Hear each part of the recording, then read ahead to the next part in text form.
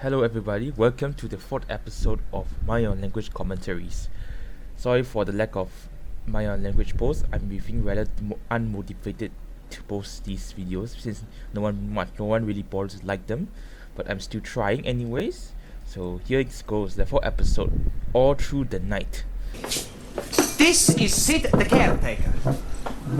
We are introduced to the caretaker of the school, Sid, or his full name, Sydney. Is to improve our English.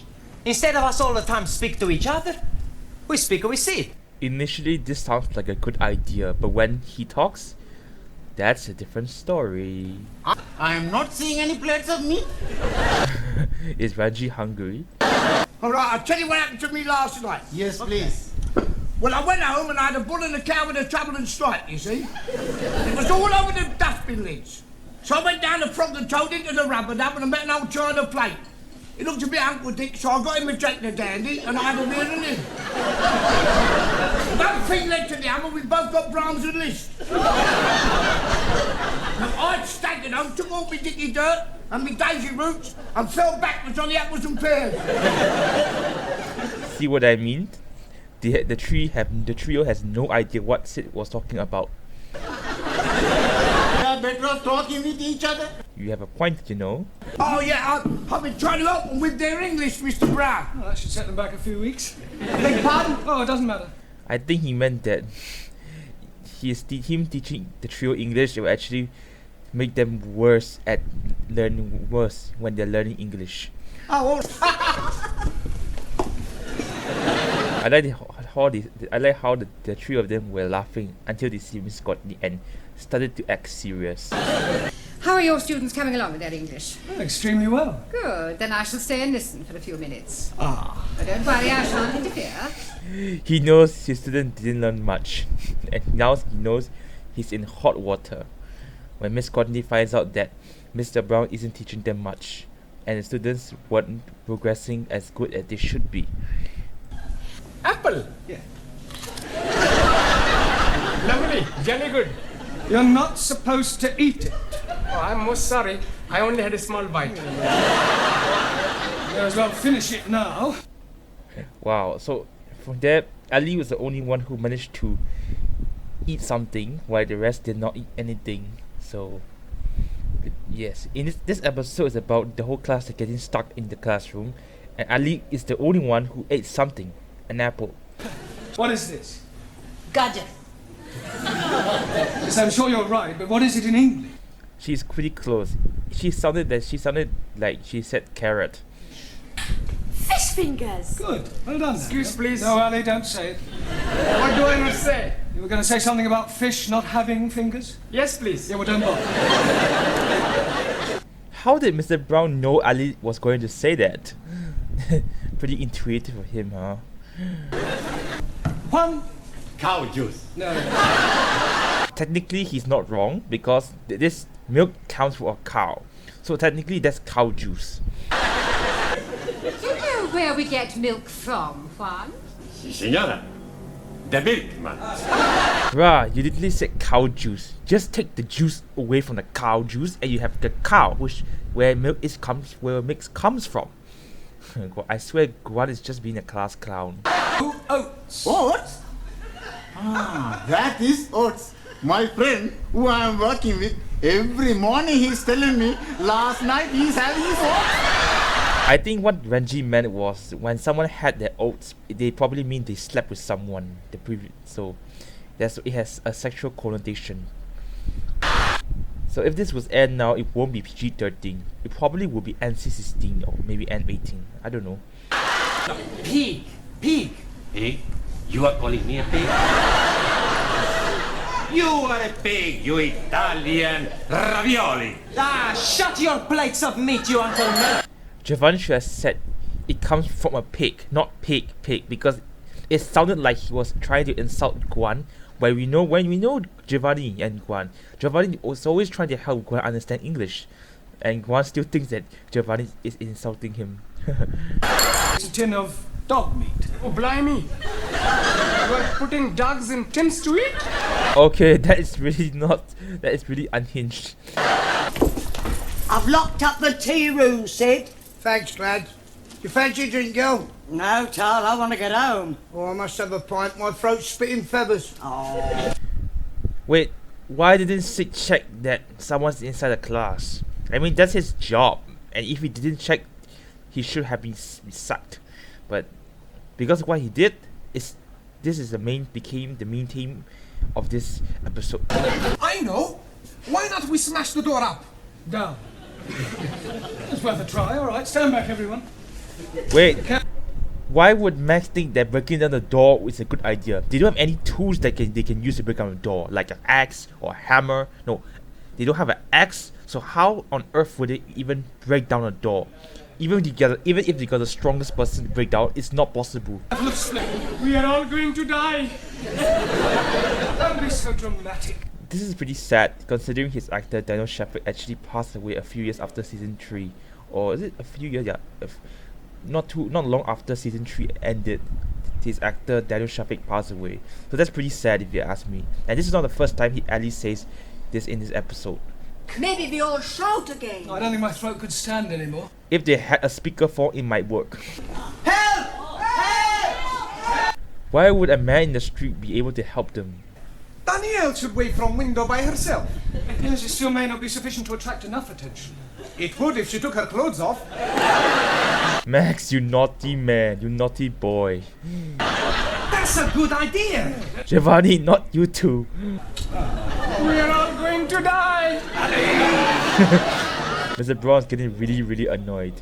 Wife, already missing me. Well, there you are. Unfortunately, she is with parents in Tokyo.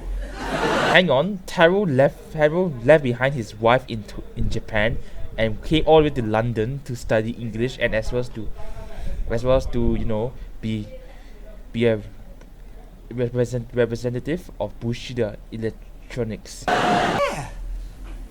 He's gonna give me the sack. This means that his boss is gonna fire him. That's very funny. Anyway, he goes to the hospital to have the leg chopped off.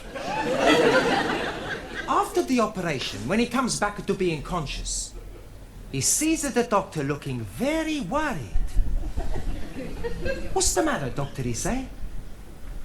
The doctor reply, Senor, I have the bad news and I have the good news. So the man say, hokey cokey, give me the bad news. And the doctor say, I've chopped off the wrong leg. Santa Maria, the man say. Well, what's the good news? And the doctor say, your other leg is getting better. That's not really a joke, it's more like a tragic story. His good leg got chopped off, but while his bad leg recovers. So if a bad and a good thing happens, it's probably a neutral. So this is like a neutral ending to this guy. It's not really a joke, more like a neutral story. Do you know it takes 2 Sikhs to milk 1 goat? 2. Yes, please. 1 to be holding the tits and 1 to be pulling the goat up and down, up and down. And do you know that in Pakistan they have no ice? Because the man who is knowing to be making ice has emigrated. Are you saying all Pakistanis are stupid? No, just you. Usual Ali and Ranjit shenanigans. Resulta que habían 3 hermanos. Y estos 3 hermanos estaban invitados a este convite, ¿no? Y le dijeron que no se rascara, que tenía sarna. Uno tenía sarna, el otro tenía sarna. Y el otro tenía sarna aquí. Y cuando estaban comiendo, el que tenía sarna, y decía, ¡oh, un que te pasa! El que tenía sarna aquí, decía,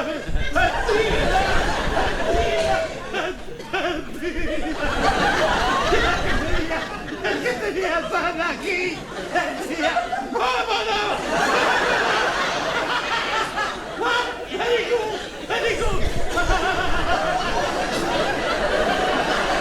And everyone was dumbstruck because nobody understood the joke. So the joke was probably about three brothers with rabies, and they were invited to this dinner, but they were told not to touch themselves. But eventually, they get itchy, and the third brother said, "Let's just leave." I know there must be a proper translation of the story, but that's what I can tell you. Well, I'm sure that was extremely hilarious if you only knew what it was about. Wrong. This version is much funnier than the translated version, because if you understood the joke, it's not that funny compared to if you don't understand Spanish. Old Japanese proverb say, "Man who seduces girl on hillside, not on the level." Must have some sexual connotation that I really cannot explain, but okay. Well, there was this priest out walking, and a gendarme comes up to him and say, "Father, come quickly, there's a man on top of the Eiffel Tower and he's going to jump." So the father goes to the tower and sees this man. "What are you doing? You're mad. Think of your family, think of your wife." So the man, he says, "My wife has left me. I have no family." Hang on, doesn't this guy has his siblings of parents or like relatives? So I jump. So the priest, he tries one more time. So he says, "But it is a sin against the Catholic Church." And the man, he says, "I am not a Catholic." "Okay," says the priest, "jump." Okay, that's a bit dark. Doesn't the priest care about other people even if they're not Catholic? One of the boys was sent home one day, and his father asked him why was he sent home, and he refused to tell him. So the father went to see the headmaster, and the headmaster said, "I'll tell you why your son was sent home." When one of the teachers asked him who pushed over the walls of Jericho, he said it wasn't me. So the father said, "Well, if he said he didn't do it, he didn't do it." Excuse, please. What's the matter, Ali? Didn't you understand the joke? Yes, but what I don't understand, who did push down the walls of Jericho? I think that's a history question, and then the students took it too literally. Said, "Sir, I didn't do it." Okay, go to the principal office. Okay, his dad's like, "Why is he sent home?" Because he said that he didn't push down the walls of Jericho, but he didn't do it anyway. So he was telling the truth. So what's that for? So, and it's said that Mr. Brown didn't even explain to Ali what the question was about. Not a singing song. I am knowing good English sing song, all about rolling me over in the clover. I don't think you want that one, thank you. I think that's another sexual connotation. Anybody know Daisy? Is she beautiful? Max, you have a date later, and yet you think about Daisy being a beautiful girl. I love how Giovanni is singing like, how do you call that? Singing like is it a cappella? I don't know, but yes. Home you go. Good night. Sorry about all that. I think Max's date is not going to be very happy. In fact, I think she might have already left the restaurant or whatever the date he scheduled with her. But Max gets a girlfriend later again, so we're not sure if this is the same girlfriend he was supposed to meet or another girl. But yeah, Max is pretty charismatic.